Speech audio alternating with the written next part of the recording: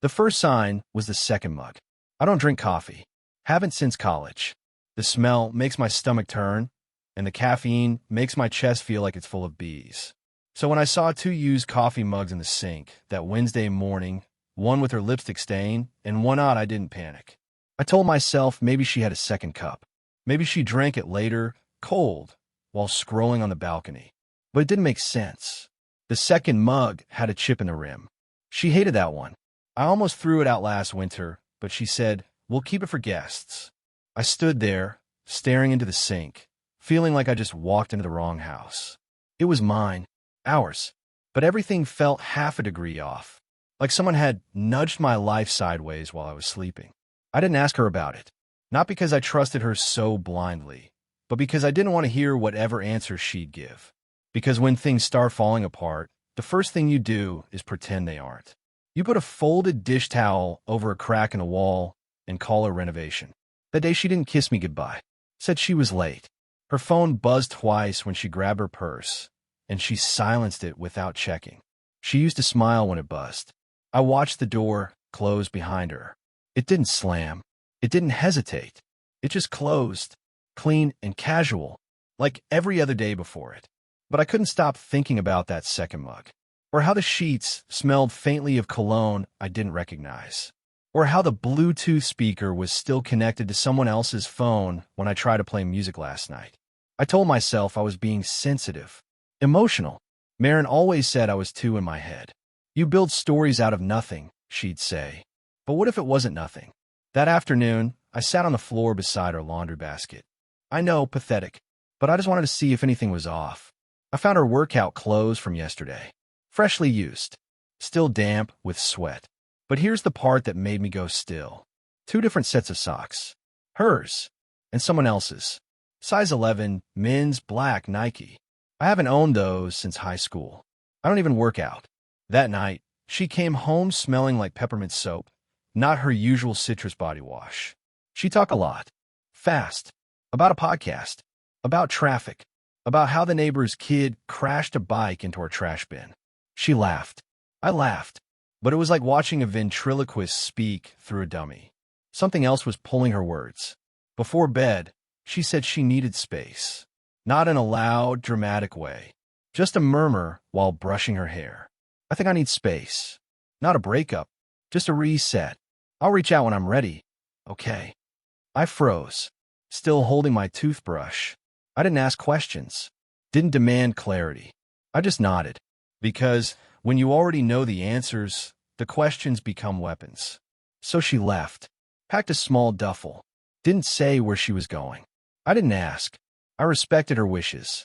And then I made the dumbest mistake of all. I waited. She left just before noon. The sun was out, but the apartment still felt dark. I didn't even close the door after her. Just stood in the hallway like an idiot, listening to the echo of her steps fading down the stairwell. I think I waited for her to come back. Not to say she'd change her mind, but to tell me it was a test. A joke. Some kind of reverse therapy nonsense. She never came back. I spent that first night on the couch, not because I couldn't sleep in our bed, but because I didn't want to mess up the pillows. They still smelled like her hair. I kept replaying her words. It's not a breakup, just a reset, like I was trying to find the part where I misunderstood her. I started Googling stuff like, how long does space last in a relationship? And reading Reddit threads posted by people as desperate as I felt. Most of them ended with heartbreak, or cheating, or both. Still, I waited. On the third day, I noticed something I hadn't before. Her keys were still hanging by the door, which meant she either had a spare, or someone else did. I walked around the apartment for over an hour, opening drawers, closets, cabinets. Not snooping. Not yet. Just checking. Making sure I knew what was mine, what was hers, what was still here. But when I opened the drawer in her nightstand, my heart sank. Her journal was gone. She never traveled without it. She once took it on a 2-day camping trip and wrote by flashlight under a tarp during a thunderstorm. So the fact that it was missing now told me something she wasn't saying out loud. She was documenting something, and I wasn't part of it. I finally cracked and called her. Straight to voicemail. I tried again, then again. The fourth time it rang once before cutting off, which meant she saw it. I stared at the screen for 20 minutes before I finally texted. Please just tell me if you're safe. I'm not trying to pressure you. I just need to know. No response. That's when I did the thing I promised myself I wouldn't. I opened her laptop. It wasn't locked. Mara never said a password on anything unless she was applying for a loan or shopping for rare vintage boots online. The screen lit up, and I hesitated just for a second. Then I went into her recent browser history. Nothing strange at first. Pinterest boards, an Etsy wish list, a saved tofu recipe. But then I saw a folder on her desktop named Cedar. It was zipped, password protected. Cedar was the name of a town about 2 hours away. One we'd never been to together, but I remembered her mentioning it last year. Something about a writer's retreat. At the time, I laughed. Said it sounded like one of those overpriced influencer getaways where people drink green juice and take selfies with trees. She didn't laugh back. Now that folder haunted me. I tried obvious passwords, her birthday, the name of her cat growing up, even Alaric 123. Nothing worked. I closed the laptop and sat there in silence. That night, I drank 2 glasses of wine, even though I usually hate wine. I just wanted to dull the ache that had started living behind my ribs. On the 6th day, I heard a knock at the door. For a split second, I thought, Marin. My heart leapt. But it wasn't her. It was our upstairs neighbor, Simon. The awkward guy with the golden retriever and the terrible taste in hats. He looked nervous, held something in his hand. Hey, he said, glancing over his shoulder. I probably shouldn't get involved, but this was in my mailbox by mistake. It's addressed to her. He handed me a thin envelope. Handwritten. No return address. Just her first name and our apartment number. I must have stared at it too long, because Simon added, if you could not mention I gave it to you, that'd be great. I nodded without looking at him. Just clutched the envelope like it might disappear if I blinked. I waited until the door was closed. Then I opened it. Inside was a single photo. A selfie. Marin, standing on a balcony I didn't recognize, in a hotel robe, holding a mimosa, smiling. And behind her, barely visible in the mirror's reflection, was a man's bare chest. The card was unsigned. No note. No explanation. But the message was clear. Space wasn't space. It was an escape, and I was the thing she escaped from. I stared at the photo until my eyes blurred. I wasn't trying to memorize anything. My brain did that on its own. Every pixel was seared into me. The subtle curve of her smile, the way the light caught the mimosa glass, the shadow of a shoulder that wasn't mine. The man in the mirror. He wasn't facing the camera. Just a chest. Bare. A faint necklace, maybe. Possibly a scar on the collarbone. I couldn't tell. But I studied it like it was a crime scene. Because in a way it was. I should have stopped there. Closed the envelope. Burned it. Thrown it into the sink with a broken coffee mug. But something in me, something I don't usually listen to, said, no, keep going. So I scanned the photo for more clues. And I found one. In the corner of the mirror's reflection was a number. Room 415. It was a hotel. Suddenly, every vague excuse, every I just need time, every skip call, every coffee mug, every missing sock, every vanishing smile, it all came into focus. This wasn't just a retreat. It wasn't even about space. This was a full-blown exit. The next morning, I called every hotel I could find in Cedar. I pretended I was trying to send flowers. My voice shook the whole time, but I kept it steady enough to sound like a well-meaning idiot in love. Finally, on the 4th try, I got a bite. Yes, Ms. Marenstay ended 3 days ago, the receptionist said. Would you like to leave a message in her guest profile? I hung up before answering. My throat had gone dry. 3 days ago. That meant she'd already left Cedar when I got the envelope. Wherever she was now, it wasn't there. That night, I opened her laptop again. I didn't care about passwords anymore. I wanted answers, even if they tore me in half. I went to her email. Still logged in. At first, nothing strange. Some promotional stuff from clothing stores. One from her bank. One from a yoga studio. Then I saw it. An email chain with the subject line. Our timeline / next steps. It was from a man named Carson Witt. I didn't recognize the name. I clicked. Carson Witt. Just confirming again. Room will be reserved under initials only. Check out by 11 a.m. as usual. No record attached to your home address. As discussed, after this one, I recommend the next stay be at a private property. Marin, understood. I can feel him slipping already. He won't fight back. He doesn't even ask questions. It's sad, but also useful. I blinked so hard I thought I might lose consciousness. He doesn't even ask questions. She met me. Of course she did. And the worst part was, she was right. I'd handed her every opportunity to lie, to vanish, to cheat. And I smiled through it like a fool, convincing myself I was being respectful. Useful. That word gutted me. I wasn't a partner. I was a placeholder. An obstacle she could quietly move around. That night, I didn't sleep. I lay in bed staring at the ceiling, wondering what else I'd missed. Wondering if I ever really knew her.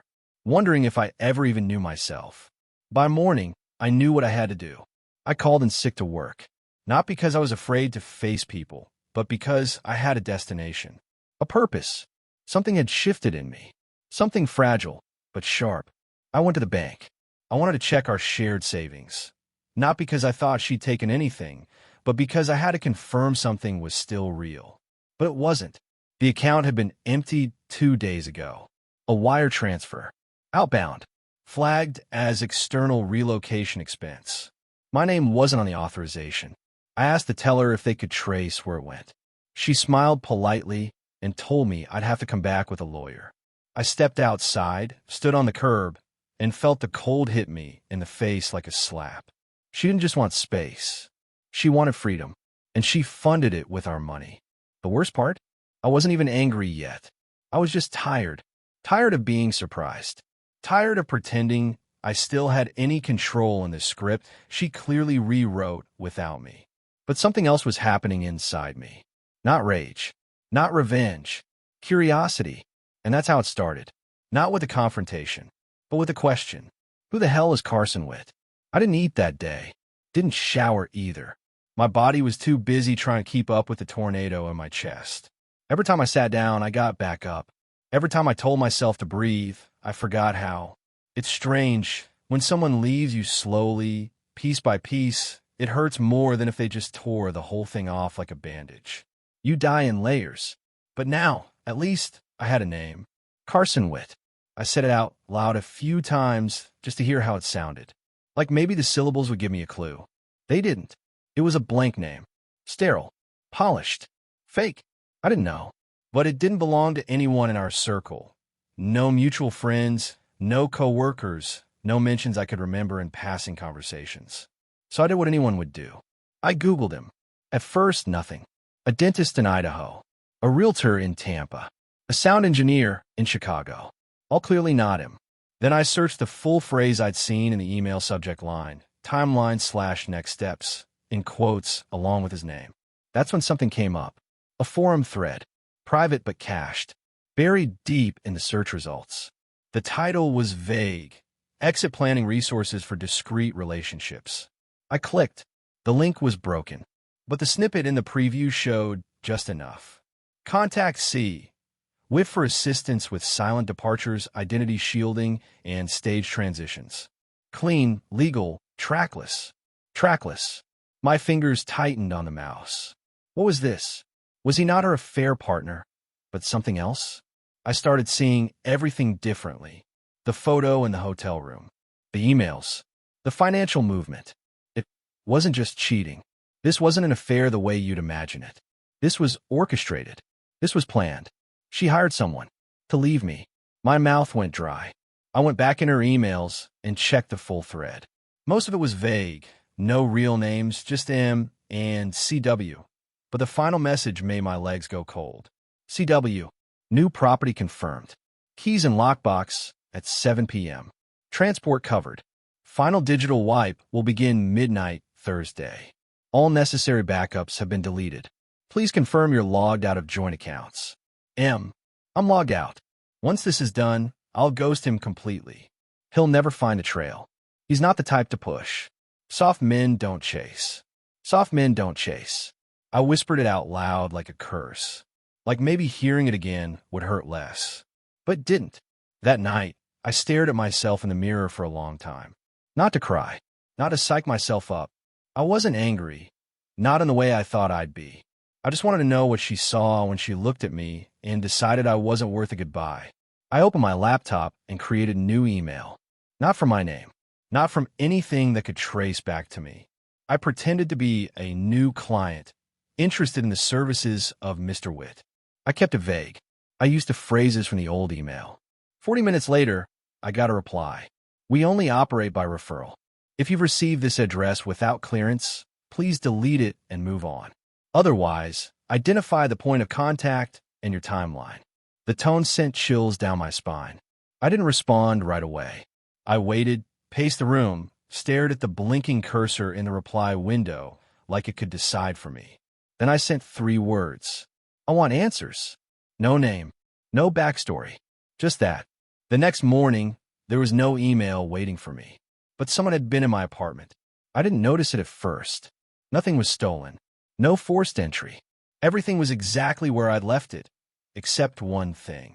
The envelope, the one Simon had given me. It was gone. The photo was missing too. I turned the place upside down. Every drawer, every cabinet, under every couch cushion. Nothing. Someone had taken it. Carefully, quietly, precisely. I sat on the floor, heart thudding, staring at the empty spot on the table where it had been. And that's when I knew this wasn't just betrayal. This was erasure. And I was the one being erased. The idea that someone had been in my apartment while I slept didn't fully hit me until the next day. I kept telling myself I had misplaced the envelope, that I'd moved it in a moment of forgetfulness. Maybe I slid it into a drawer or knocked it off the table during one of my spiraling late-night pacing sessions. But I knew the truth. Someone had been here. Not to steal, not to scare, to remove, to clean. Like I was being edited out of my own life by someone who knew exactly where to cut. I didn't call the police. What would I even say? Hi, my cheating girlfriend's ghostwriter deleted my evidence. They'd ask if I lived alone. I'd say yes. They'd ask if I had any signs of forced entry. I'd say no. They'd close the case before it opened. So I stayed quiet. Again, that morning I made coffee. I don't even like coffee, but something about the act of doing it, using the same mug she used, holding something warm in my hands, made me feel less disposable. I opened my laptop again. The inbox was empty. No reply from Carson Witt. I typed another message. You erased the envelope. Why? I wasn't going to go public. I just want to understand. She left me without a single explanation. I deserve more than silence. I sent it, instantly regretted it, then sat there staring at the blinking cursor again, like it might twitch back in Morse code. Nothing came. Hours passed. My stomach was turning, but I couldn't eat. Then, around 6:40 p.m., a reply. Meet me, 11:30 p.m. West parking structure, top floor. No recording devices. No police. No contact afterward. No signature. No context. Just an address I didn't recognize. I looked it up. It was a multi-level parking garage attached to a dying mall 15 minutes from my apartment. The kind of place you'd go to disappear in plain sight. I didn't want to go. So of course I went. I parked 2 floors down and walked up the concrete steps like I was walking to my own execution. My heart was hammering so loud I thought someone might hear it echo. I told myself I wouldn't get too close, that I'd observe, that I'd leave if anything felt wrong. When I got to the top, the wind was whipping through the open structure, empty except for a single dark gray SUV. Tinted windows, engine running. I didn't move any closer. I stayed near the edge of the stairwell exit. The passenger window rolled down slowly. He didn't step out, just leaned toward the opening. Middle-aged, but calm, and wearing the kind of blank expression you'd expect from a man who never gets asked twice. You're early, he said. I didn't think you'd show. I always do, he replied. I wasn't sure what that meant, but I didn't ask. My mouth was too dry. He gestured for me to come closer. I hesitated. You came all this way, he said. Might as well listen. I stepped forward, stopping just before his door. She paid me, he said. Not to hurt you, not to scam you, just to vanish. From your life, from your memories, from your paper trail. I specialize in soft exits. No legal entanglements. No drama. Why? I asked finally. What did I do? He looked at me like I just asked why gravity existed. Nothing. That's the point. She wasn't escaping danger. She was escaping comfort. People like her don't want predictable. They want adrenaline. And they hire me when they can't stand to look someone in the eyes and say goodbye. I felt like vomiting. My fingers curled into fists without me realizing it. So all that stuff about needing space was real, he interrupted. But not the way you think. She needed space from herself. You made it too hard for her to lie. People like you always do. He reached into the glove box and pulled out a plain black USB stick. She told me not to give you this, he said, but I've seen enough of these situations to know when someone deserves a last breadcrumb. I didn't take it. He placed it on the hood of the car. Once you plug it in, you'll lose sleep for the rest of your life, he added. But I get it. You were already losing it anyway. And just like that, the window went up. The SUV backed out slowly, turned, and vanished into the descending spiral of the garage ramp. I stood there in the cold, staring at the USB like it was glowing. Part of me wanted to crush it underfoot. Part of me wanted to throw it off the roof. But the part of me that had loved her, that still hadn't accepted she was gone, reached out and picked it up. I didn't go home right away. I sat in my car for almost 40 minutes, USB in hand, thinking about every moment we'd ever shared, wondering how much of it had been a performance, wondering if she'd planned this long before I noticed. When I finally got back to my apartment, I took a deep breath, turned off the lights, and plugged the drive into my laptop. There were only 3 files. One was a video, one was a folder of photos, and one was an audio message labeled, "If you're watching this, I'm already gone." I didn't press play right away. The files just sat there on my screen like poison I'd uncorked and left on the table. Part of me believed I could walk away, that maybe whatever was on that USB could still be unknown. But we both know I wasn't going to do that. I don't walk away. E-seat. I stew. I let things rot while I hope they somehow fix themselves. The folder of photos was first. There were only 6. All high-res. All taken in different locations. Not selfies. Someone else had taken them. Maybe Carson. Maybe someone she paid. In the first photo, Maren was standing on a balcony overlooking a cliffside pool, wrapped in a robe I didn't recognize, hair up, drink in hand. She looked effortless, unbothered, not like someone in hiding, like someone who'd been released. In the second, she was at a restaurant I'd never been to, holding hands across the table with a man whose face was cut out of frame. The third, her lying on a couch in a house that wasn't ours, laughing at something out of view. Her mouth wide open, eyes crinkled, the kind of laugh I hadn't seen in months. Maybe years. The fourth was what broke me. It was a picture of her suitcase, neatly packed, but sitting next to a framed photo of the 2 of us from our 2nd anniversary. The frame was turned around, back facing forward, deliberately hidden, like it had been placed there just long enough to be ignored. The 5th was blurry. I almost skipped it, but when I looked closer, I realized it was from our bedroom, taken from an angle I couldn't place. It was dark, but you could make out the outline of someone me asleep in bed. The timestamp said it was taken 2 weeks before she left. That photo wasn't for me. It was for her. A reminder, a trophy, a memory of how easy I was to lie to. My throat went dry. I had to get up, splash cold water on my face, steady myself.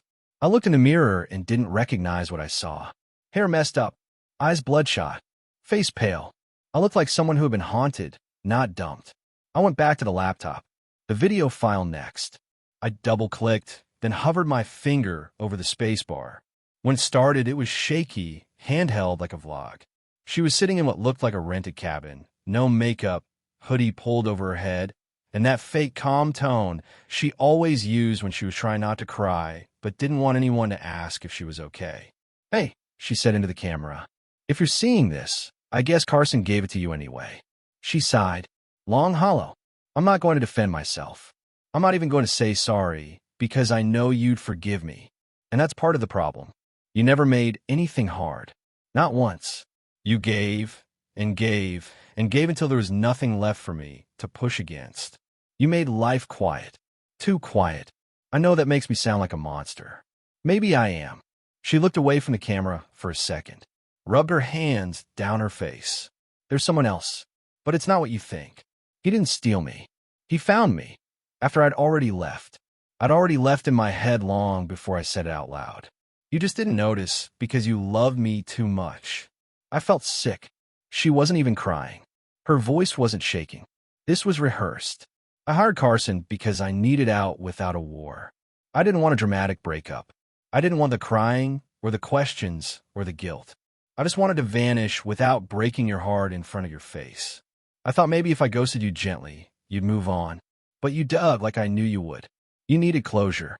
And I can't give it to you. Because the truth is, there's no clean reason. The screen glitched slightly. The audio buzzed for a second. I wasn't abused. I wasn't neglected. You were good. You were stable. And I needed to feel unstable. I needed chaos. I needed a life that didn't look like laundry schedules and loyalty. I know how that sounds. She leaned closer to the camera. I'm sorry for lying, but not for leaving. I need to be someone else. And with you, I couldn't. I hope someday you understand that. The screen went black. That was it. No goodbye. No signature. Just a silence so thick it rang in my ears. I didn't move for a long time. I just sat there with my hands still on the keyboard, staring at my own reflection in the screen. Then I played the audio file. It wasn't her voice. It was mine. Somehow from a phone call, a voice memo. I don't know. She'd recorded me. I was crying in the clip, whispering her name, saying things like, please just tell me you're okay. I love you even if you hate me. You can come back, I'll fix it. It went on for 3 minutes. 3 minutes of my worst, weakest, most raw moments, immortalized, saved, transferred, packaged. I ripped the USB out of the laptop so hard the device chirped a warning. I didn't care. I threw it across the room. It hit the wall and bounced under the couch. I didn't go after it. I sat there in the dark, breathing like I'd run a marathon, listening to the echo of my own desperation still bouncing around in my head. That night, I didn't sleep. I didn't cry either. I just kept thinking one thought over and over like a drumbeat. She left quietly, but she made sure I'd never forget the noise. The next morning, I woke up on the floor. No memory of lying down, just this ache in my spine and the cold imprint of my body in the carpet. The sun was already high. Light streaked through the blinds like prison bars across the room. The laptop was still open. The battery had died sometime in the night, and now the screen was just a dark, silent void, the perfect reflection of how I felt. I didn't check my phone.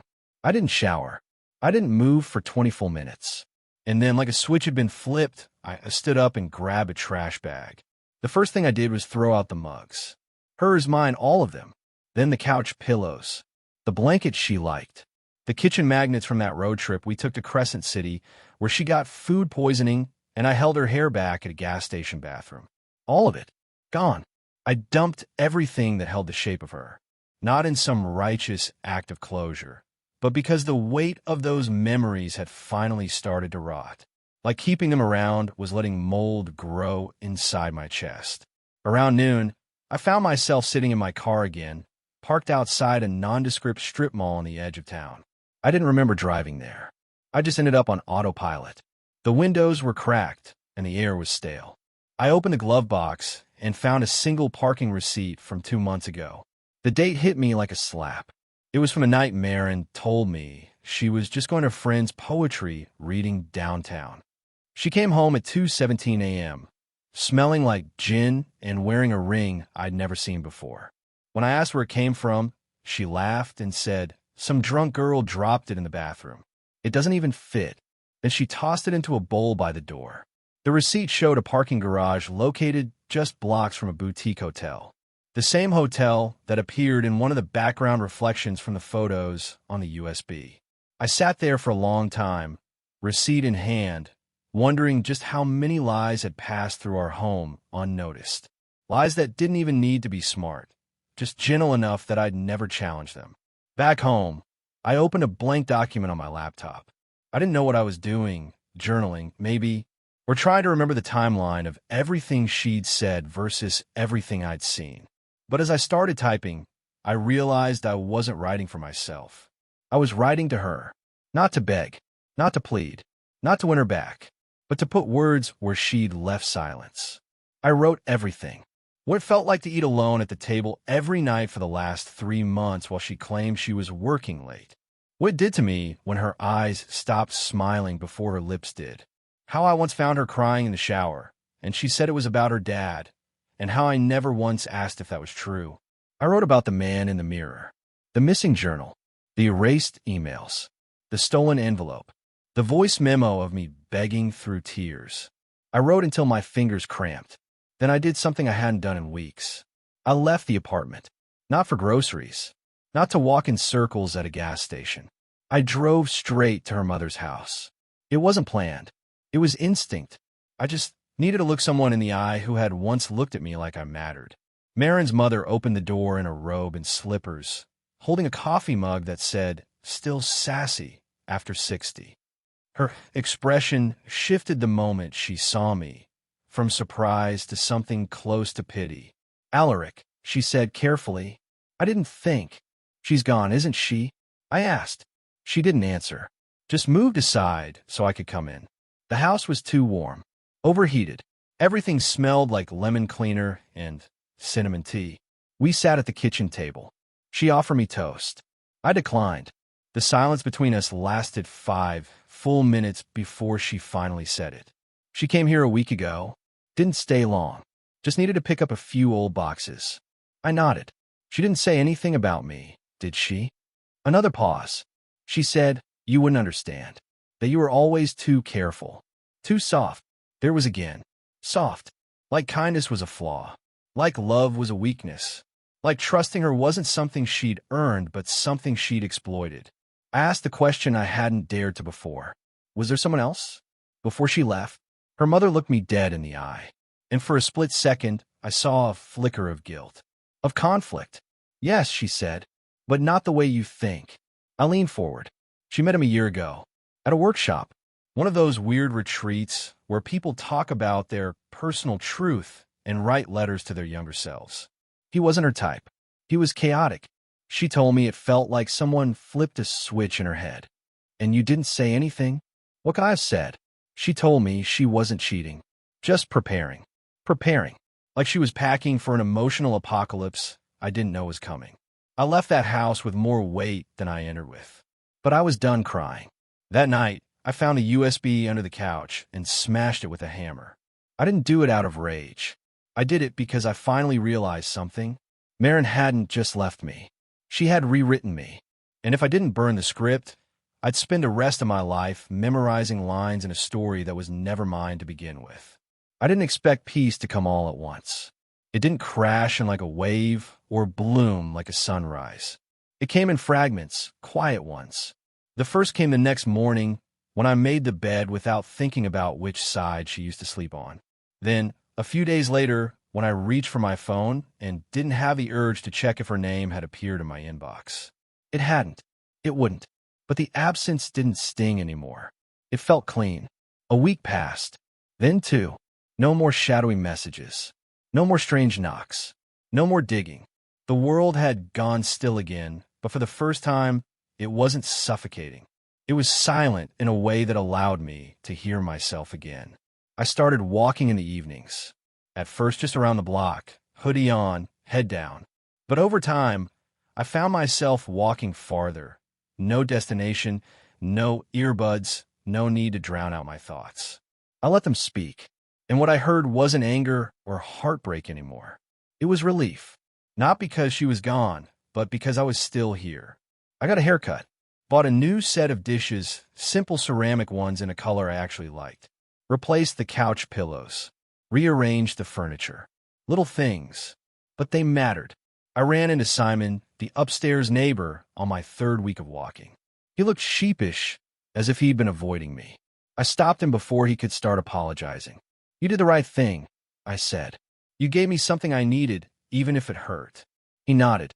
"You okay now?" "No," I said, "but I will be." One night, I walked past the bookstore we used to go to. I almost kept walking, too many memories. But something pulled me inside. The place smelled the same. Warm pages, wood, dust, peace. I wandered, half lost, half curious, until I ended up in the self-help section, somewhere I'd always roll my eyes at before. A single book caught my eye. Its title was nothing special, but inside, someone had written a message on the front page. Just a scribble. No signature. You're not weak for loving gently. The soft ones survive. I don't know why it hit me so hard, but I bought the book. That night, I read it cover to cover. Not because it gave me answers, but because it reminded me that healing isn't linear. That I wasn't broken for being slow to anger or fast to forgive. That my softness wasn't the reason I got left. It was the reason I didn't lose myself completely. A month later, I started journaling. Not to track pain, but to document growth. I wrote about the walks. The moments I felt sunlight on my neck and didn't associate it with a memory. I wrote about how good it felt to laugh at a stranger's dog chasing a leaf. I wrote about the first time I looked in the mirror and didn't flinch. Then I wrote her name. And for the first time, it didn't make me feel like a ghost. I don't know where she is now. I don't care. She got her freedom. She got her chaos. I got something better. I got myself back. So no, I didn't win in the way people talk about winning after heartbreak. I didn't find someone new. I didn't post cryptic inspirational quotes online. I didn't reinvent myself. I just stood still and let the dust settle. And in that stillness, I realized something. She left because she needed noise. But I was always the quiet worth keeping.